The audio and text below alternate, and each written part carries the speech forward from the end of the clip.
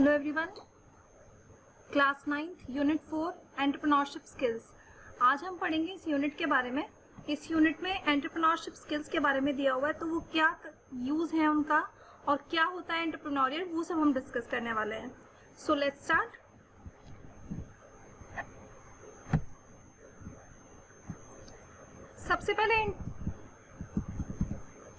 सबसे पहले इंट्रोडक्शन वाले पार्ट में हम बिजनेस के बारे में समझते हैं। बिजनेस क्या होता है?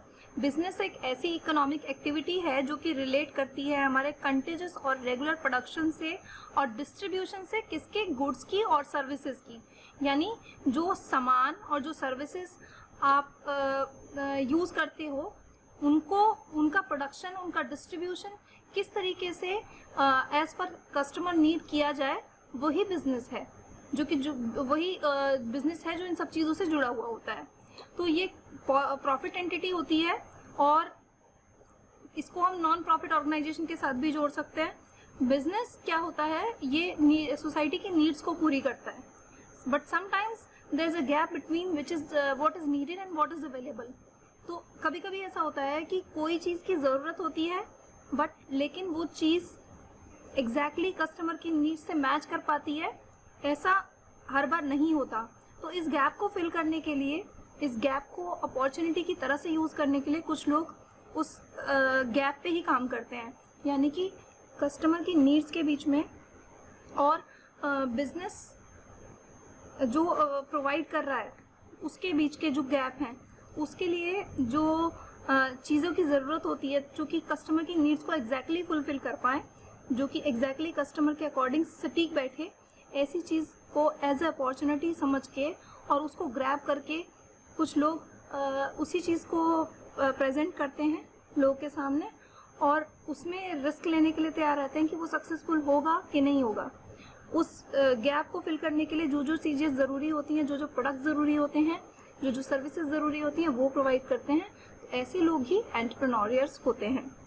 I am again repeating, entrepreneur वो लोग होते हैं जो कि जब बिजनेस और कस्टमर नीड के बीच में अगर कोई गैप रह जाता है, एग्जैक्टली जो बिजनेस जिस पर्पस के लिए यूज चल रहा है मार्केट में, और वो कस्टमर की नीड्स को उतना अच्छा मैच नहीं कर पा रहा है, कोई प्रॉब्लम आ रही है और बीच में कोई गैप आ रहा है कस्टमर्स की नीड्स में और बिजनेस में, तो उस गैप को फिल करने के लिए जो लोग काम करते हैं, जो लोग रिस्क लेते हैं, वो लोग एंटरप्रेन्योर्स होते हैं। एंटरप्रेन्योर एक इस तरह का पर्सन होता है जो सेल्फ एम्प्लॉयड होता है, जो रिस्क लेने की इच्छा रखता है और कोई नई चीज़ स्टार्ट करने का आइडिया लेकर आता है, मतलब कोई भी नया business with a new idea. तो ये इम्पॉर्टेंट है कि ये समझना कि जितने ऑल सेल्फ एम्प्लॉयड पर्सन्स होते हैं, क्या वो एंटरप्रेन्योर्स होते हैं? नो। जैसे कि एक शॉपकीपर को हम एंटरप्रेन्योर नहीं कह सकते, क्योंकि वो एक बिजनेसमैन है, वो अपनी शॉप पे एक ट्रेडिशनल वे से बैठ रहा है और कस्टमर्स आ रहे हैं, सामान परचेज कर रहे हैं। लेकिन अगर वो उसमें कुछ नया आइडिया डाल दे, सपोज उसमें वो कुछ इनोवेशन डाल दे, वो शॉपकीपर एक नया आइडिया यूज़ कर रहा है अपने प्रोडक्ट को सेल करने का, यानी कि अपने कस्टमर्स की अटेंशन लेने के लिए वो कस्टमर्स के पास जा रहा है या कुछ और भी न्यू मेथड यूज़ कर रहा है, तब हम उसको एंटरप्रेन्योरियल बोलेंगे, अदरवाइज हम उसको बिजनेसमैन बोलेंगे। तो इस तरीके से कहा जा सकता है कि सारे सेल्फ एम्प्लॉयड पर्सन्स जो होते हैं वो बिजनेसमैन नहीं होते, वो सब एंटरप्रेन्योर्स नहीं होते। अब एंटरप्रेन्योरशिप है क्या? आपकी मम्मा ने कभी आपको कोई चीज़ मार्केट से खरीदने के लिए बोला आपके घर के पास से, या फिर आपने कभी किसी चीज़ को खरीदा पास की एक शॉप से, हो सकता है आपने खरीदा हो, जैसे बुक, पेंसिल वगैरह सब। तो आपको मार्केट जाना है और ऐसी चीज़ों की लिस्ट बनानी है जो आपने मार्केट से खरीदी हो। अब आप नोटिस करोगे कि जब आप चीज़ें खरीदने गए तो कुछ लोग जो थे वो बिजनेस के ऑनर थे और कुछ उनकी शॉप पे काम कर रहे थे और उसके लिए उन्हें सैलरी प्रोवाइड हो रही थी। सपोज आप किसी शॉप पे गए, उस शॉप पे एक ऑनर बैठा था जो कि कस्टमर्स को हैंडल कर रहा था, फाइनेंशियल मैटर्स को हैंडल कर रहा था, और दूसरी तरफ हम देखते हैं कि वहीं शॉप पे कुछ वर्कर्स काम कर रहे हैं जो कि आपको सर्विसेज प्रोवाइड कर रहे हैं, आपको प्रोडक्ट प्रोवाइड कर रहे हैं। तो वो जो सर्विस प्रोवाइड कर रहे हैं, वो लोग जो हैं वो उसके बिजनेस, उस ऑनर के बिजनेस से जुड़े हुए हैं और उन्हें उस काम को करने के लिए एक स्पेसिफिक अमाउंट प्रोवाइडेड होता है, एक सैलरी मिलती है। तो उन एम्प्लॉयज़ को हम बोलते हैं वेज एम्प्लॉयर्स, जो किसी पर्टिकुलर बिजनेसमैन के लिए या किसी ऑनर के लिए काम करते हैं, वो होते हैं वेज एम्प्लॉयर्स। और जो सेल्फ एम्प्लॉयर्स होते हैं वो अपने बिजनेस को रन कराते हैं अपने लिए, अपने प्रॉफिट के लिए, और खुद अपने आप को एम्प्लॉयड करते हैं। तो इस तरीके के दो एम्प्लॉयमेंट्स क्रिएट होते हैं, एक होता है सेल्फ एम्प्लॉयमेंट और दूसरा होता है वेज एम्प्लॉयमेंट्स। तो जो वेज अर्नर्स होते हैं वो दूसरों के लिए काम करते हैं और सैलरी लेते हैं, जबकि जो सेल्फ एम्प्लॉयर्स होते हैं वो अपने लिए काम करते हैं और जो भी प्रॉफिट होता है उन्हें अपने बिजनेस से होता है, उसके लिए वो किसी से सैलरी नहीं लेते। अब new ideas with which an entrepreneur adds value to a business can be of many kinds, including new kinds of products like adding varieties, new service like home delivery or credit service। अभी जैसे मैंने एक shopkeeper का example आपको दिया था, तो हम उसको बिजनेसमैन इसलिए कह रहे थे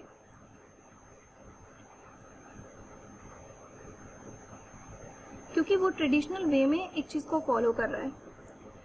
अगर वो अपनी किसी चीज़ में कुछ एडिशनल डाल देता है, जैसे कि सपोज वो अपने शॉप से जो प्रोडक्ट्स हैं वो लोगों के घर पे डिलीवर करवा रहा है, होम डिलीवरी का, या फिर अपने शॉप पे उसने कुछ अमाउंट लेने के लिए कुछ एक आजकल जो बहुत चल रहा है क्रेडिट सर्विसेज, वो प्रोवाइड करी हुई हैं, या और भी कुछ न्यू मार्केटिंग आइडियाज़ यूज़ किए हुए हैं, तो वो अब थोड़ा सा लीक से हट के बिजनेस, नॉर्मल बिजनेसमैन नहीं रहा, वो एक एंटरप्रेन्योर बन गया, क्योंकि उसने अपने बिजनेस को एक नया आइडिया दिया, अपनी नए कॉस्ट रिडक्शन आइडियाज उसने अपनी बिजनेस में डाले, तो अब वो अपने बिजनेस को एक डिफरेंट अप्रोच से देख रहा है, तो वो एक एंटरप्रेन्योर है। अब एंटरप्रेन्योरशिप के बारे में हम बात करते हैं। एंटरप्रेन्योरशिप की एक बेसिक डेफिनेशन क्या होगी?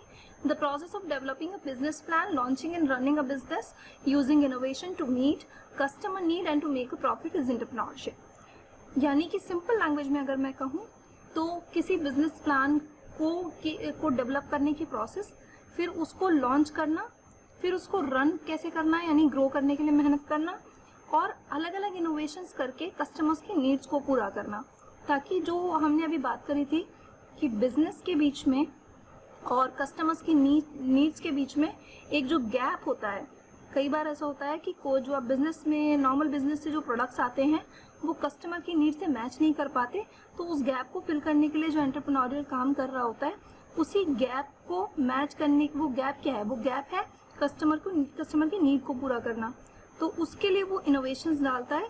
तो वो इनोवेशन और डालने के बाद में और उस चीज़ से प्रॉफिट अर्न करना is called entrepreneurship. I hope entrepreneurship सबको क्लियर हो गया होगा। अब हम बात करते हैं एंटरप्राइज की। एंटरप्राइज क्या है? एंटरप्राइज एक प्रोजेक्ट है या फिर एक अंडरटेकिंग है that is bold and fulfils the need of society which no one has ever addresses. अब सिंपल लैंग्वेज में आपको बताऊं एंटरप्राइज क्या है। एंटरप्राइज हमारा एक प्रोजेक्ट है। सपोज मैंने एक नॉर्मल फूड शॉप खोलने के लिए सोचा, तो मेरी जो मशीन में लगाऊंगी किसी भी फूड को बनाने के लिए, या फिर उससे रिलेटेड जितने रिसोर्सेज अवेलेबल कराऊंगी, जितने लोग होंगे, और वो उन लोगों को जहाँ पे मैं एक जगह पे एक तरह से असेंबल करूंगी, उन सब लोगों को एक साथ जोड़ूंगी, तो वो जो जगह है वो जगह कह लो, या फिर आप ये कह लो कि वो जो सारे लोग हैं, उनके साथ जो रिसोर्सेज हैं, उनके साथ जो मशीन्स हैं, वो सारी चीज़ें मिलके एंटरप्राइज बनाती हैं। तो जैसे कि हम एक स्टोरी पढ़ेंगे, हम सौम्या की स्टोरी, उसकी स्टोरी में हमें पता लगेगा कि एक एंटरप्रेन्योर क्या होता है। तो हम स्टोरी पढ़ते हैं सौम्या की। Saumya grew up in a village in Karnataka. Saumya के जो पेरेंट्स हैं वो बेंगलोर में हैं, चले गए किसी बेटर जॉब की सर्च के लिए, और सौम्या को देखते हुए ये बड़ी हुई कि वो बहुत हार्ड वर्क करते हैं अपनी नॉर्मल लाइफ को चलाने के लिए। और उसके बाद उसने देखा कि उसके पापा जो हैं वो एक स्मॉल शॉप में काम करने लगे, कपड़े बेचने लगे। उसकी मदर जो है वो एक कुछ किसी के घर पे कुक करने लग गई। तो सौम्या ने सोचा कि क्यों ना वो अपनी फैमिली को सपोर्ट करे। तो क्योंकि अब वो कॉलेज जाने लगी है और वो चाहती है कि वो कुछ मनी बनाए, कुछ मनी खुद से भी अपनी क्रिएट करे। तो जैसे ही वो 18 साल को हुई, उसने सोचा अब मैं ऐसा क्या कर सकती हूँ जिससे मैं ज़्यादा मनी अर्न कर सकूँ और लोगों को उससे जोड़ सकूँ, लोगों की नीड्स भी पूरी कर सकूँ। तो उसने देखा कि जो उसके कॉलेज में बहुत सारी गर्ल्स हैं वो अपनी हेल्थ की बहुत चिंता करती हैं। वो चिप्स तो खाना चाहती है या फिर वो ऐसा फास्ट फूड तो खाना चाहती हैं, बट लेकिन वो अपनी हेल्थ की भी चिंता करती हैं। तो वो अनहेल्दी फूड नहीं लेना चाहती हैं, लेकिन इस तरह का टेस्टी फूड लेना चाहती हैं। तो उसने यहाँ से एक रिकग्नाइज की एक अपॉर्चुनिटी कि वो ऐसा कुछ कर सकती है जिसकी वजह से वो इस चीज़ से मनी अर्न कर सकती है। तो उसने क्या किया, उसने एक हेल्दी स्नैक्स कुछ बनाए और उसको सेल किया अपने फ्रेंड्स को कॉलेज में। तो यहाँ जब उसने सेल किया उसे अपने कॉलेज में, तो वहाँ से उसको आइडिया मिला और उसने बिजनेस स्टार्ट करने की सोची, क्योंकि उसके फ्रेंड्स को वो चीज़ पसंद आई। और क्योंकि वो चीज़ इसलिए पसंद आई क्योंकि स्नैक जो थे वो हेल्दी थे और साथ साथ टेस्टी भी थे। She then started selling her tasty snacks to people in her area. उसने देन वो सारे स्नैक्स को अपने एरिया में बेचने के लिए सोचा। जैसे जैसे डिमांड बढ़ी, सौम्या ने अपने पेरेंट्स को उससे कुछ मनी बोरो की एक स्मॉल मशीन खरीदने के लिए, जो कि उसे स्नैक्स बनाने में हेल्प करे, और फिर वो पहले से 5 गुना ज़्यादा स्नैक्स बनाने लगी। इस तरह से उसने क्या किया, अपना बिजनेस ग्रो किया। और अब उसने फ्रेंड्स को भी अपने साथ जोड़ लिया छोटे से कमीशन देके कि वो उसके स्नैक्स को सेल करने में हेल्प करें। तो ऐसे करते करते 2 साल बाद जो सौम्या है वो हर एक छोटी शॉप में अपने स्नैक्स को सेल करने लग गई। तो इस तरह पढ़ते पढ़ते उसने एक बिजनेस शुरू किया और अब वो अपनी फीस को, कॉलेज की फीस को पे करने के लायक है अपनी अर्निंग से। तो इस तरीके से सौम्या जो है एक एंटरप्रेन्योर बनी। अब क्या लगा, डेफिनेटली बनी, क्योंकि सौम्या ने एक अपॉर्चुनिटी ग्रैब करी, उससे एक आइडिया यूज़ किया और उस आइडिया को उसने बिजनेस स्टार्ट करने में लगाया। Now we will talk about session 2 role of entrepreneur. अगर आप एंटरप्रेन्योर होते तो आपको क्या लगता है कि आप किस तरह से अपनी कंट्री की हेल्प करते। कंट्रीज जो हैं आजकल बहुत जल्दी जो अपनी कंट्री के अंदर एंटरप्रेन्योरशिप को इंकरेज कर रही हैं, वो बहुत जल्दी ग्रो हो रही हैं। इसीलिए इम्पोर्टेंट है कि आपको पता होना चाहिए कि क्या रोल्स हैं और क्या बेनिफिट है एंटरप्रेन्योरशिप के। तो यहाँ पे हम सबसे पहले बात करेंगे इकोनॉमिक डेवलपमेंट की। देखो, इकोनॉमिक डेवलपमेंट का मतलब है मनी इन सर्कुलेशन। जैसे जैसे एंटरप्रेन्योर्स जो हैं वो वैल्यू क्रिएट करते हैं by making available better and cheaper products and services for customers, उसी तरह से इकोनॉमी, ऐसा करने के बाद ऐसा क्या होता है, इकोनॉमी जो है वो ग्रो होती है। क्योंकि जितनी ज़्यादा आप सर्विसेज प्रोवाइड करोगे, जितने लोग उसको पसंद करेंगे, तो सेलिंग और परचेजिंग ये सब होगी, सेलिंग एंड बाइंग होगा, और सेलिंग और बाइंग होगी तो मनी सर्कुलेशन में आएगी, और मनी के सर्कुलेशन में आती है इकोनॉमी ऑटोमेटिकली ग्रो करेगी। तो एंटरप्रेन्योर बनने के लिए as entrepreneur grows their business, investor put money into their business and expect good returns। तो जब भी आप एज एन एंटरप्रेन्योर अपने बिजनेस को ग्रो करने के लिए इन्वेस्टर्स को यूज करते हो अपने बिजनेस में पैसा लगाने के लिए, तो वो एक्सपेक्ट करते हैं गुड रिटर्न्स। और जैसे जैसे आप अपने बिजनेस को नई नई अपॉर्चुनिटीज से और बढ़ाते हो, वैसे वैसे इकोनॉमी जो है वो ग्रो होती है। इसके बाद बात आती है सोशल डेवलपमेंट की, यानी क्रिएशन ऑफ जॉब की। एक एंटरप्रेन्योर बहुत सारी जॉब्स भी क्रिएट करता है, आपको पता ही है, क्योंकि जब भी हम एज एन एंटरप्रेन्योर कोई नई चीज़ शुरू करते हैं तो उसके साथ हमें लोगों को जोड़ना पड़ता है जब भी हम उसे ग्रो करना चाहते हैं, क्योंकि एक सिंगल इंसान ही एक पर्टिकुलर किसी चीज़ को हैंडल नहीं कर सकता। अगर आप छोटे लेवल पे बात कर रहे हो तो छोटे लेवल पे शायद आप कर भी सकते हो 1 या 2% के साथ, लेकिन जैसे जैसे आपका बिजनेस ग्रो करेगा, जैसे जैसे आप अपनी मार्केट में डिमांड बढ़ाओगे, वैसे वैसे आपको लोगों को अपने साथ जोड़ना पड़ेगा, और लोगों को जोड़ोगे तो सोशल डेवलपमेंट होगा, क्रिएशन ऑफ जॉब्स होंगी। तो एक इस तरह से जो बिजनेस है वो जो एंटरप्रेन्योर यूज़ कर रहा है उससे लोगों के लिए चांसेस मिल रहे हैं, और जो गुड क्वालिटी जॉब्स होती हैं वो भी एक तरह से लोगों की अर्निंग बढ़ाती हैं, उन्हें मनी प्रोवाइड करती हैं, और इससे भी फिर इकोनॉमिक डेवलपमेंट शुरू होता है। इसके बाद इम्प्रूव स्टैंडर्ड ऑफ लिविंग।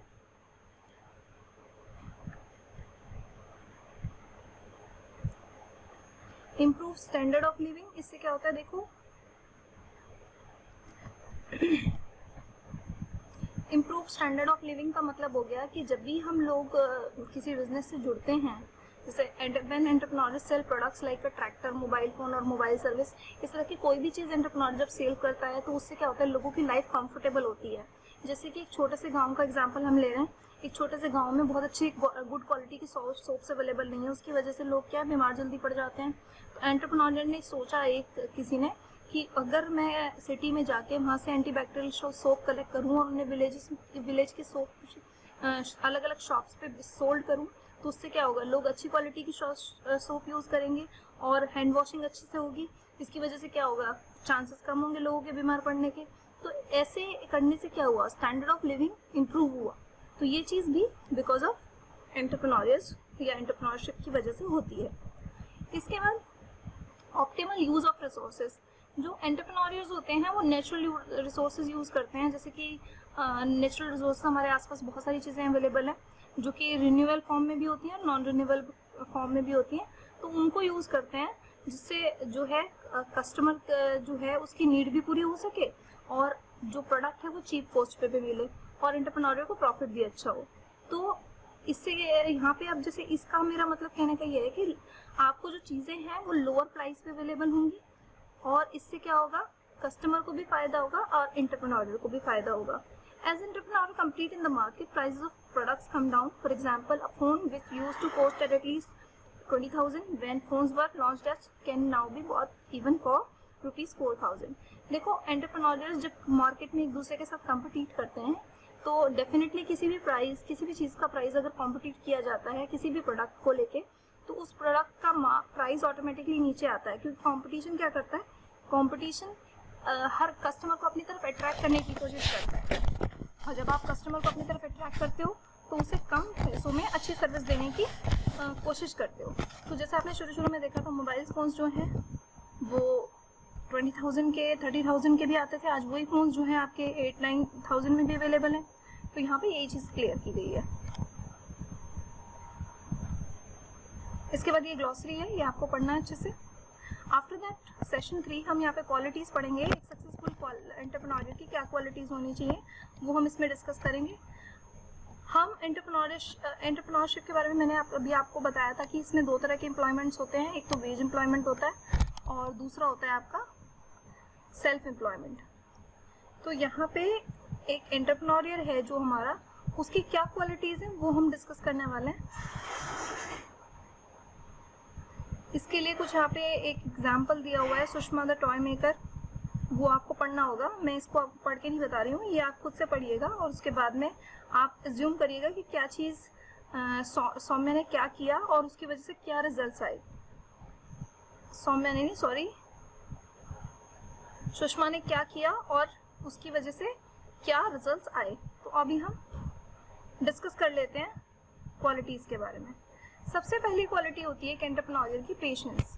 क्योंकि जब भी आप किसी चीज़ की बात कर रहे हो, किसी भी एंटरप्रेन्योरशिप की बात कर रहे हो, तो एंटरप्रेन्योरशिप जो है वो एक दिन की जॉब नहीं होती, इसे ग्रो करने में टाइम लगता है। जब भी आप कोई नया आइडिया लॉन्च करते हो प्लान करने के बाद में, तो जब भी उस पर आप कुछ अपने रिसोर्सेज लगाते हो उसमें टाइम लगता है, उसमें लोगों को अपने साथ जोड़ने में टाइम लगता है, उससे प्रॉफिट आने में टाइम लगता है। तो अगर आपके अंदर पेशेंस नहीं होगा तो आप एक सक्सेसफुल एंटरप्रेन्योर नहीं बन सकते, क्योंकि किसी भी बिजनेस को मार्केट में आने में और अच्छे से रन करने में कम से कम 1 या 2 साल डेफिनेटली लगते हैं। तो हमने ऊपर स्टोरी देखी सुषमा की, जब आप पढ़ोगे उसको तो आपको पता लगेगा कि सुषमा को सक्सेसफुल होने के लिए कितना टाइम लगा। इसके बाद पॉजिटिविटी क्या है, जब भी हम किसी चीज़ को, किसी भी आइडिया को, किसी भी अप्रोच को लेके चलते हैं तो उसके लिए हमें उसे पॉजिटिवली लेके चलना चाहिए। मतलब आप किसी भी चीज़ को अगर मार्केट में लेकर आ रहे हो तो आप एक रिस्क के साथ उसको लेके आ रहे हो, क्योंकि आप उस पर अपने फंड्स भी लगाओगे, अपनी मेहनत भी लगाओगे और फिर उसके बाद में उसके रिजल्ट्स कैसे निकलें ये भी आपको पता नहीं है। तो आप बहुत बड़े रिस्क के साथ आते हो, तो आपकी पॉजिटिविटी होना बहुत ज़रूरी है। सपोज आप अपनी चीज़ को लेकर पॉजिटिव नहीं हो और कोई भी ऐसी चीज़ आपने लॉन्च की, कोई भी आइडिया इम्प्लीमेंट किया और उस आइडिया में कुछ कंप्लेंट्स आ गई, तो आप उससे अपसेट हो गए और आप अपने प्रोडक्ट को या अपनी सर्विसेज को आपने अपडेट नहीं किया, इम्प्रूव नहीं किया, तो आप फिर एक अच्छे एंटरप्रेन्योर नहीं बन सकते। आप उस चीज़ को वहीं गिव अप कर दोगे और फिर आप कैसे उस चीज़ को आगे लेके जा पाओगे। तो पॉजिटिविटी होना बहुत ज़रूरी है। After that hard working. देखो किसी भी वेज एम्प्लॉयर के लिए या फिर किसी भी एक तरह से कह सकते हैं हम, जो दूसरे के लिए वर्क कर रहा है, उस पर्सन के लिए वर्किंग आवर्स जो होते हैं वो डिसाइडेड होते हैं।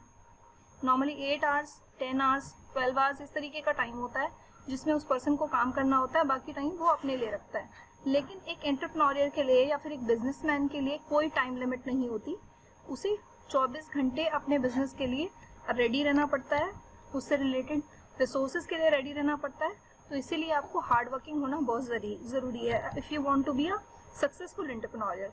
दूसरी चीज़ never giving up and perseverance. मैंने गिव अप के बारे में आपको बताया था कि अगर आप अपनी चीज़ को लेके पॉजिटिव नहीं रहोगे तो आप बहुत जल्दी गिव अप कर दोगे। तो गिव अप कर देना मतलब उसको छोड़ देना। आप अगर अपनी चीज़ को लेके पॉजिटिव हो तो आप गिव अप नहीं करोगे, आप उस चीज़ में इम्प्रूव करने की कोशिश करोगे। अगर आपको लेके आप किसी भी आइडिया को लेकर आए हो, उस आइडिया को इम्प्लीमेंट कर रहे हो और उसमें किसी भी तरह का फॉल्ट है तो आपको गिव अप नहीं करना, आपको उस चीज़ में इम्प्रूव करना है और आगे लेके चलना है। क्योंकि जब भी हम कोई नई चीज़ शुरू करते हैं बहुत सारे चैलेंजेस उसके साथ आते हैं, उन चैलेंजेस को हमें फेस करना आना चाहिए। इसके बाद कॉन्फिडेंस तो बहुत ज़रूरी है एक एंटरप्रेन्योर के लिए, क्योंकि अगर उसे अपनी कैपेबिलिटीज़ पे भरोसा नहीं होगा तो फिर वो किसी भी चीज़ को सक्सेसफुली एग्जीक्यूट नहीं कर पाएगा। दूसरी चीज़, एक एंटरप्रेन्योर को जो है बहुत सारे कस्टमर्स के साथ कम्युनिकेट करना पड़ता है। तो अगर वो कस्टमर्स को अपनी चीज़ के लिए अगर वो कन्विंस ही नहीं कर पाएगा तो भी वो एक सक्सेसफुल एंटरप्रेन्योर नहीं बन सकता। तो यहाँ पे कॉन्फिडेंस होना बहुत ज़रूरी है। ये सारी चीज़ें, ये सारे पॉइंट्स आपको समझाने के लिए सुषमा वाली स्टोरी दी गई है, तो आप उसको डेफिनेटली पढ़ो। इसके बाद open to trial and error. इसका मतलब यही है कि आपको गलतियां करो, उसी से आप सीखोगे। आपने जब कोई भी नई चीज़ शुरू करते हो तो पहली बार में वो कभी भी परफेक्ट नहीं होती, पहली बार में हर चीज़ में कोई ना कोई फॉल्ट रह जाता है। तो आपको उसको उस गलती से सीखना है और अगली बार उस चीज़ को इम्प्रूव करना है। अगर आप उसको छोड़ दोगे तो नेक्स्ट टाइम आप वो चीज़ नहीं कर पाओगे। तो इसीलिए आपको हमेशा अपनी गलतियों से सीखना है, ओपन टू ट्रायल करना है और उसके बाद एरर्स ट्रायल करते रहो, एरर्स आएंगी, उन एरर्स से लर्निंग लेते रहो और फिर उसको इम्प्रूव करो। इसके बाद नेक्स्ट है क्रिएटिविटी और इनोवेशन, जिसकी वजह से ये पॉइंट ही है जिसकी वजह से कोई भी पर्सन एक एंटरप्रेन्योर बन पाता है। क्योंकि हर चीज़ ट्रेडिशनल वे में तो मार्केट में पहले से अवेलेबल है, उस चीज़ में आए कुछ इनोवेशन जब तक ना डाला जाए, कुछ क्रिएटिविटी ना डाला जाए, तब तक कोई भी एंटरप्रेन्योर सक्सेसफुल नहीं हो सकता। तो इसीलिए हर चीज़ को अगर आप एक डिफरेंट अप्रोच से देखोगे, कुछ क्रिएटिव आइडिया, कुछ क्रिएटिव तरीके से देखोगे, उसमें कुछ क्रिएटिविटी डालोगे, then you can be a successful entrepreneur. तो ये कुछ क्वालिटीज़ थी जो हमने एंटरप्रेन्योर की डिस्कस करी। After that move to the next session, session 4, distinguish characteristic of entrepreneurship and wage employment. Wage employment के बारे में मैं आपको बता चुकी हूँ और यहाँ पे हम डिफरेंस देख रहे हैं दोनों के बीच में, उनके अलग अलग कैरेक्टरिस्टिक्स को देख रहे हैं, एंटरप्रेन्योरशिप की और वेज एम्प्लॉयमेंट की। तो सबसे पहले कैरेक्टरिस्टिक ऑफ एंटरप्रेन्योरशिप के बारे में हम बात करते हैं। कैरेक्टरिस्टिक क्या है एंटरप्रेन्योरशिप की? एक तो उनको रिस्क लेने की एक एबिलिटी होनी चाहिए, क्योंकि कोई भी चीज़ मैंने आपको बताया कि चैलेंजेस लेके आती है और जब भी हम किसी नई चीज़ के साथ मार्केट में उतरते हैं तो उस चीज़ के सक्सेसफुल होने के चांसेस 50-50% होते हैं। तो अगर आप उस चीज़ को अच्छे से इम्प्लीमेंट कर रहे हो, वेल प्लान्ड होके कर रहे हो, तो डेफिनेटली वो चीज़ सक्सेसफुल होती है। तो यहाँ पे मेन चीज़ ये है कि एक कैरेक्टरिस्टिक है कि आपको रिस्क लेने की एबिलिटी आपके अंदर होनी चाहिए। दूसरी, आपको हार्ड वर्क में बिलीव करना चाहिए, डिसिप्लिन होना चाहिए। अगर आप हार्ड वर्किंग ही नहीं होगे, डिसिप्लिन नहीं होगे, तो फिर आप ही नहीं होंगे तो फिर आपके जो अंडर काम करने वाले लोग हैं वो कैसे डिसिप्लिन होंगे। और बहुत सारी ऐसी चीज़ें हैं जो डिसिप्लिन ना होने की वजह से गड़बड़ हो जाती हैं। टाइम पे अगर आप कोई चीज़ प्रोवाइड नहीं करोगे मार्केट में तो वो उस चीज़ की वैल्यू खत्म हो जाती है। उसके बाद adaptable and flexible to achieve the goals of enhancing quality and customer satisfaction. यहाँ आपको बताना है, यही चीज़ बतानी है कि जब हमने शुरू में बात करी थी कि हमें जो नॉर्मल ट्रेडिशनल वे में बिजनेसेस चल रहे हैं और वो कस्टमर की नीड को पूरे नहीं कर पा रहे, तो उसके बीच के गैप को फिल करने के लिए एंटरप्रेन्योर काम करता है। तो अगर कस्टमर की सेटिस्फेक्शन ही नहीं आएगी तो आप उस चीज़ को अपनी मार्केट में अच्छे से रन नहीं करा पाओगे। तो आपको ऐसे गोल्स सेट करने हैं, ऐसे गोल्स पे काम करना है जो कि आपके कस्टमर्स की सेटिस्फेक्शन लेके आए और आपके कस्टमर्स की सेटिस्फेक्शन को देने के लिए आपके प्रोडक्ट की क्वालिटीज़ को एनहांस करें। इसके बाद knowledge of the product and service and their need और डिमांड इन द प्रोडक्ट। आप कोई भी नए प्रोडक्ट पे या किसी भी सर्विस पे काम करने वाले हो तो उसकी मार्केट में क्या डिमांड है, क्या लोगों को ज़रूरत है, उसके बारे में आपको नॉलेज होनी चाहिए proper. Next, financial literacy and money management skills. देखो, फाइनेंशियल लिटरेसी तो बहुत ही ज़रूरी है, क्योंकि पैसे को कैसे यूज़ करना है, कहाँ पे यूज़ करना है, कितने टाइम के लिए यूज़ करना है, वो सब आपको पता होना चाहिए। और दूसरा, मनी मैनेजमेंट स्किल्स आपको आने चाहिए। मनी मैनेजमेंट स्किल्स का मतलब ये होता है कि आपको पैसा कहाँ कहाँ पे लगाना है, कैसे कैसे मैनेज करना है। क्योंकि कोई भी आइडिया हम लॉन्च कर रहे होते हैं उसके पीछे डेफिनेटली फाइनेंशियल चीज़ें लगती हैं, तो फाइनेंशियल मैटर कैसे देखना है वो सारे स्किल्स आपके अंदर होने चाहिए। Effective planning and execution. कोई भी चीज़ मुंह उठा के ऐसे ही शुरू नहीं करनी चाहिए, उसके लिए हमें बहुत प्लानिंग करके प्रॉपर और उसके आउटकम्स देख के, उसके रिजल्ट्स देख के ही उसका प्लान करना चाहिए। मतलब एक प्रॉपर आपको प्लानिंग प्रिपेयर करनी पड़ती है, एक मैपिंग क्रिएट करनी पड़ती है, जिस मैपिंग में ये चीज़ क्लियर हो कि क्या हमें प्लान कर आगे हम क्या करने वाले हैं और उसे किस तरीके से एग्जीक्यूट करना है। तो ये सारी कैरेक्टरिस्टिक थी एक एंटरप्रेन्योर की। और वेज एम्प्लॉयमेंट के बारे में हम बात कर रहे हैं। वेज एम्प्लॉयमेंट में हमेशा दो पार्टीज होती है, जिसमें एक एम्प्लॉयर होता है और दूसरा एम्प्लॉय होता है। एम्प्लॉयर वो जो जॉब देता है, जिसके पास में रिस्क ज़्यादा होती है, जो काम करता है एंटरप्रेन्योरशिप की तरह से। और इसी तरीके से जो एम्प्लॉयज़ होते हैं वो उस एम्प्लॉयर के लिए वर्क करते हैं, तो उसके लिए उन्हें सैलरी मिलती है और वो टर्म्स और कंडीशन पे काम करते हैं, जो कि दोनों पार्टीज़ के बीच में रिटन में होती हैं। सपोज एम्प्लॉयर जो काम करा रहा है वो कुछ अपनी टर्म्स एंड कंडीशंस प्रोवाइड करता है, वो वेज एम्प्लॉयर को फॉलो करनी पड़ती हैं, और वेज एम्प्लॉयर भी अपनी कुछ टर्म्स एंड कंडीशंस पे काम करता है जो एम्प्लॉयर को पता होती हैं। तो इस तरीके से दोनों के बीच में एक रिलेशनशिप क्रिएट होती है। अब हम एंटरप्रेन्योरशिप और वेज एम्प्लॉयमेंट के बीच में डिफरेंस देख लेते हैं यहाँ पे। तो let us compare a cook in a restaurant and a street food vendor. तो हम यहाँ पे इसका एग्जांपल देख रहे हैं।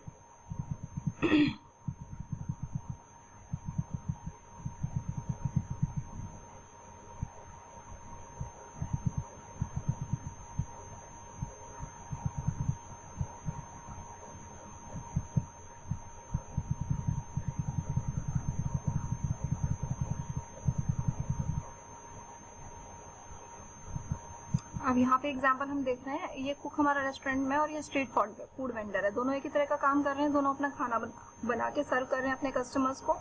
अब यहाँ पे आपको ना कुछ क्वेश्चंस की एक लिस्ट दी हुई है, वो आपको देख के और उसको सॉल्व करके देखना है और फिर बताना है कि आपकी क्या ऑब्जर्वेंस निकली इससे। जैसे how does the person make money through the activity, ये इस तरह के कुछ क्वेश्चंस हैं, ये आप खुद से ऑब्जर्व करने हैं। आफ्टर दैट हम बात करेंगे बेनिफिट्स ऑफ एंटरप्रेन्योरशिप की।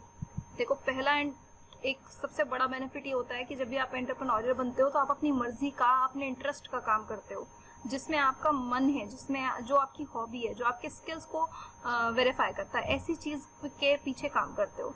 तो ये पहला फ़ायदा हो गया, पहला बेनिफिट हो गया। उसके बाद दूसरा ये है कि आप अपने लिए काम करते हो, दूसरों के लिए नहीं करते। तो अगर आप अपने लिए काम कर रहे हो तो डेफिनेटली आप सेटिस्फाइड होते हो ज़्यादा, क्योंकि आपको पता है कि अगर आप जितना ज़्यादा काम करोगे उतना ज़्यादा फ़ायदा आपको होगा, उतने ज़्यादा प्रॉफिट्स आपको होंगे। इसके अलावा ये थोड़ा सेटिस्फेक्शन भी रहता है कि हम अपने साथ साथ एम्प्लॉयमेंट क्रिएट करने के साथ साथ दूसरों के लिए भी एम्प्लॉयमेंट क्रिएट कर रहे हैं। तो ये चीज़। और तीसरी, make profit for your self. आप अपने लिए प्रॉफिट तो क्रिएट करते ही हो एज एन एंटरप्रेन्योर। आप जितना पैसा अर्न करते हो, जितना पैसा अपने बिजनेस में लगाते हो, उसके बाद में जो भी चीज़ ग्रो होती है और जिसके बाद में उसके आउटकम्स आते हैं, उसके रिजल्ट्स आते हैं, उसे जो चीज़ आती है वो आपके अपने प्रॉफिट्स हैं और उसे आप अपने तरह से किसी तरह से मैनेज कर सकते हो। उसके बाद मोर रिस्क मोर प्रॉफिट। जितना ज़्यादा आप अपने चांस लोगे अपने बिजनेस में, जितने ज़्यादा रिस्क आप लोगे उतना ही ज़्यादा आपको प्रॉफिट होने के चांसेस रहेंगे। रिस्क लेने का मतलब है कि आप जितना ज़्यादा नई नई चीज़ें इनोवेट करके अपने बिजनेस में इंट्रोड्यूस करोगे उतनी ही ज़्यादा आपको प्रॉफिट के चांसेस रहेंगे। तो ये कुछ बेनिफिट्स थे एंटरप्रेन्योरशिप के।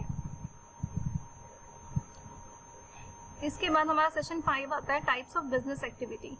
बिजनेस एक्टिविटी कौन कौन सी तरह की होती है वो हम यहाँ पे डिफाइन करते हैं। यहाँ पे एक राहुल का एग्जांपल दिया हुआ है। राहुल एक क्रिकेटर है, तो ये स्टोरी आप पढ़ लेना खुद से। स्टोरी के बेसिस पे कुछ क्वेश्चंस हैं, वो क्वेश्चंस आपको खुद से आंसर करने हैं। तो यहाँ पे ये जो स्टोरी है आपको ये सिर्फ इसलिए दी गई है ताकि आपको समझ आ सके कि टाइप ऑफ बिजनेस क्या होते हैं, कौन कौन से टाइप के बिजनेस होते हैं। यहाँ मैं आपको थ्योरेटिकली ब्रीफ कर रही हूँ, एग्जाम्पल आपको ऊपर दिया हुआ है, ये आप अपने आप से पढ़ के अज्यूम कर सकते हो। तो सबसे पहले टाइप्स ऑफ बिजनेस एक्टिविटी में सबसे पहले आता है प्रोडक्ट बिजनेस। प्रोडक्ट बिजनेस के बारे में बात करें तो प्रोडक्ट बिजनेस वो बिजनेस होता है जहाँ सेलर और बायर एक दूसरे के साथ आइटम को एक्सचेंज करते हैं। उस आइटम को देखा जा सकता है, टच किया जा सकता है, यानी आप उस आइटम को प्रोडक्ट कहते हो। तो वो प्रोडक्ट होता है हमारा प्रोडक्ट बेस्ड बिजनेस। जैसे कि एक स्पोर्ट्स शॉप पे आप जो चीज़ें खरीदते हो वो सारे प्रोडक्ट्स होते हैं, और उन प्रोडक्ट्स, उस बिजनेस को हम इसीलिए प्रोडक्ट बेस्ड बिजनेस बोलेंगे। इसी तरीके से दूसरा होता है हमारा सर्विस बिजनेस। सर्विस बिजनेस वो बिजनेस होता है जो कि किसी प्रोडक्ट को सेल नहीं करते, वो किसी सर्विस को सेल करते हैं। जैसे कि आपने देखा होगा कस्टमर केयर एग्जीक्यूटिव हर एक कंपनी के साथ जुड़ी होती है, उसका काम सिर्फ इतना होता है कि वो आपको सर्विस प्रोवाइड करने का काम करती है, आपके फीडबैक्स लेती है, आपकी क्वेश्चनिंग लेती है, रिकमेंडेशंस लेती है और इस तरीके से आपको सर्विस प्रोवाइड करती है। जैसे इंजीनियर आपके घर पे भेजना है किसी चीज़ के लिए, या फिर कोई और आपको फीडबैक देना है, या कुछ भी इस तरह की सर्विस आपको देने का काम सर्विस बिजनेस करते हैं। इसके बाद हाइब्रिड बिजनेस क्या है? Hybrid is a one where the business is doing both selling and product and selling service. यानी कि आप एक सिंपल लैंग्वेज में अगर मैं आपको बताऊं तो प्रोडक्ट बेस्ड और सर्विस बिजनेस दोनों का कॉम्बो जो है वो हाइब्रिड बिजनेस है। जैसे मैंने आपको सर्विस बिजनेस का एग्जांपल दिया, तो सर्विस बिजनेस एग्जांपल में सपोज हम बात कर रहे हैं, हमने ऊपर बात की थी प्रोडक्ट बेस्ड में स्पोर्ट्स सेंटर की, तो यहाँ हम बात कर रहे हैं क्रिकेट कोचिंग सेंटर की। स्पोर्ट्स शॉप जो है हमारी, वहाँ से आप स्पोर्ट्स का आइटम खरीद रहे हो और उस स्पोर्ट्स आइटम को आप कहाँ पे यूज़ कर रहे हो? क्रिकेट कोचिंग सेंटर में यूज़ कर रहे हो, जो कि आपको क्या सर्विस दे रही है? आपको स्पोर्ट्स के बारे में सिखा रही है, ठीक है, तो सिखाने के लिए वो चार्ज कर रही है। अब हाइब्रिड बिजनेस में क्या है? हाइब्रिड बिजनेस में सपोज मैंने कोचिंग सेंटर खोला हुआ है और उसी कोचिंग सेंटर में मैं सिर्फ आपको बता भी रही हूँ, सिखा भी रही हूँ, कोचिंग भी दे रही हूँ स्पोर्ट्स की, और साथ साथ में प्रोडक्ट्स को भी सोल्ड कर रही हूँ जो आप कोचिंग के लिए ज़रूरी हैं, जैसे बैट बॉल वगैरह, सपोज इस तरह की प्रोडक्ट्स को भी मैं सेल कर रही हूँ। तो यहाँ पे मेरा बिजनेस हाइब्रिड बिजनेस है, क्योंकि मैंने दोनों चीज़ें की, मैंने प्रोडक्ट भी सेल किया और मैंने सर्विस भी प्रोवाइड करी, तो वो हाइब्रिड बिजनेस होता है। इस तरीके से टाइप ऑफ बिजनेस होते हैं हमारे। इसके बाद बात आती है session 6 product service and hybrid business. अब हमें देखो समझ आ चुका है प्रोडक्ट बेस्ड जो सर्विस बेस्ड बिजनेस के बारे में। अब यहाँ पे आपको कुछ ये एक्सरसाइज दी हुई है, ये आपको उसके बेसिस पे सॉल्व करनी है, और ये जो डिफरेंस है मैं आपको बता देती हूँ। प्रोडक्ट बिजनेस के बारे में मैंने आपको बताया था, प्रोडक्ट बिजनेस जो है वो सीन किया जा, प्रोडक्ट जो है उसमें सीन किए जा सकते हैं, टच किए जा सकते हैं। Customer page for physical exchange of things, आप कोई चीज़ खरीदते हो उसके लिए पैसा देता है, जबकि सर्विस बिजनेस में किसी चीज़ फिजिकल चीज़ के लिए पैसा नहीं दिया जाता, सर्विस के लिए पैसा दिया जाता है। सर्विस एक एक्सपीरियंस की तरीके से होती है और उस एक्सपीरियंस के लिए पैसा दिया जाता है। सेकेंड चीज़ है stored. Product can be made and usually stored in a shop, या फिर वेयर हाउस की आप बात कर सकते हो। वेयर हाउस में नॉर्मली उस प्रोडक्ट को बनाया जाता है या सेव किया, स्टोर करके रखा जाता है, जबकि सर्विस को कहीं पे स्टोर करने की ज़रूरत नहीं है। सर्विस आप नॉर्मली किसी भी कस्टमर को प्रोवाइड कर सकते हो जब भी कस्टमर उसके बारे में पूछता है। मेड एंड ट्रांसपोर्टेड, जो भी प्रोडक्ट बनता है उस प्रोडक्ट को कस्टमर तक पहुंचाने के लिए उसे ट्रांसपोर्टेशन यूज़ किया जाता है। सर्विस के लिए ऐसा कोई ट्रांसपोर्टेशन यूज़ नहीं किया जाता, और ये किसी भी टाइम पे कस्टमर को इसकी डिलीवरी दी जा सकती है। इसके बाद दोनों की क्वालिटी और क्वांटिटी वो हर बार सेम, प्रोडक्ट की जो है क्वालिटी और क्वांटिटी वो सेम रहती है, जबकि सर्विस की जो क्वालिटी और क्वांटिटी है वो अलग अलग टाइम पे अलग अलग हो सकती है। तो ये कुछ डिफरेंसेस हैं। अब उसके बेसिस पे यहाँ पर एक और एग्जाम्पल आपको दिया हुआ है। ये एग्जाम्पल भी I will recommend to you that you will read it by yourself. इसी तरह के बहुत सारे 2-3 एग्जाम्पल्स दिए हुए हैं इन चीज़ों को समझाने के लिए। अब हम प्रोडक्ट बेस्ड बिजनेस में बात करते हैं, उसकी के अंदर क्या क्या कैटेगरीज आती हैं। तो पहली चीज़ आती है मैन्युफैक्चरिंग बिजनेस। मैन्युफैक्चरिंग बिजनेस जो है वो किस तरह के बिजनेस होते हैं, जिसमें एक प्रोडक्ट को बनाया जाता है, उसको सेल किया जाता है और उस प्रोडक्ट को मेनली फैक्ट्रीज में बनाया जाता है। तो यहाँ पे हमने ऊपर एक सना की स्टोरी पढ़ी थी, उसमें मैन्युफैक्चरिंग और मेकिंग की जा रही है किसी भी प्रोडक्ट की, और फैक्ट्री को उसके लिए फंड्स की ज़रूरत है, मनी की ज़रूरत है। सना could make her products on a small budget. Factories have many people working in them. Sana made her products with the help of her sister. तो यहाँ पे ये सारी चीज़ें जो है मैन्युफैक्चरिंग बिजनेस को समझाने के लिए। मैन्युफैक्चरिंग बिजनेस क्या है, जिसमें एक प्रोडक्ट बनाया जाता है, उसके लिए पैसे की ज़रूरत होती है, उसमें प्रोडक्ट्स को बनाने के लिए फैक्ट्रीज का यूज़ किया जाता है। इसके बाद ट्रेड बिजनेस क्या है, ये बिजनेस क्या होते हैं, इस बिजनेस में बाय और सेल करते हैं हम एक प्रोडक्ट को। They also transport and product from the factory to warehouse, जैसे कि होलसेलर, डिस्ट्रीब्यूटर्स और रिटेल शॉप, इन सबको हम क्या कहेंगे, ट्रेड बिजनेस कहेंगे। ये इन्वॉल्व होते हैं कस्टमर की, जो जहाँ से जिस शॉप से कस्टमर परचेज करता है वहाँ तक भी सामान पहुँचाने में इन लोगों की रिस्पॉन्सिबिलिटी होती है। तो इस तरीके से हमने 2 बिजनेस पढ़े, किसके अंदर, प्रोडक्ट बेस्ड बिजनेस के अंदर हमने मैन्युफैक्चरिंग बिजनेस के बारे में पढ़ा और ट्रेड बिजनेस के बारे में पढ़ा। आफ्टर दैट ये प्रैक्टिकल एक्सरसाइज है। अब session 7 entrepreneurship development process. Entrepreneurship development process is the process of improving the skill and knowledge of entrepreneur. It can take place through formal and informal learning system. तो formal learning system क्या होता है, training programmes conduct किए जाते हैं इसमें, लोगों के बीच में अवेयरनेस क्रिएट करने के लिए, उन्हें नॉलेज देने के लिए, स्किल जो होते हैं एंटरप्रेन्योरशिप से रिलेटेड वो बताने के लिए। और इस जो सेशन है इसमें आप क्या पढ़ोगे, एंटरप्रेन्योरशिप डेवलपमेंट प्रोसेस के बारे में पढ़ोगे डिफरेंट एग्जांपल्स के थ्रू। डिफरेंट एग्जांपल्स यानी जो सक्सेसफुल एंटरप्रेन्योर्स हैं उनके एग्जांपल्स के थ्रू, जिससे आपको पता लगेगा कि एंटरप्रेन्योर्स की क्या क्वालिटी होती है, वो किस तरीके से अपनी चीज़ों को हैंडल करते हैं। तो यहाँ पे एक प्रेम गणपति डडोसा वाला का एग्जाम्पल है। ये एग्जाम्पल भी एक स्टोरी के फॉर्म में है, तो आपको इसको खुद पढ़ लेना चाहिए।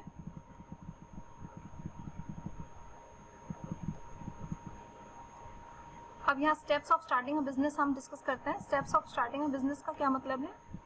सबसे पहली चीज़ तो देखो, हम कोई भी बिजनेस स्टार्ट करते हैं उसके लिए पहले आइडिया होना चाहिए, उसके बाद मनी होनी चाहिए, मटेरियल होना चाहिए जिससे आप उस बिजनेस को आगे ले जा पाओ, उसके बाद कस्टमर की नीड को वो फुलफिल कर रहा हो ये ज़रूर हम इंश्योर करें। उसके बाद अगर कोई कंप्लेंट आती है कस्टमर की तरफ से, सपोज उसको वो चीज़ पसंद नहीं आई, तो आप उसको किस तरीके से इम्प्रूव करो, वो चीज़ भी आपके प्लान में इंक्लूडेड होनी चाहिए। तो ये स्टेप्स होते हैं किसी भी बिजनेस को स्टार्ट करने के।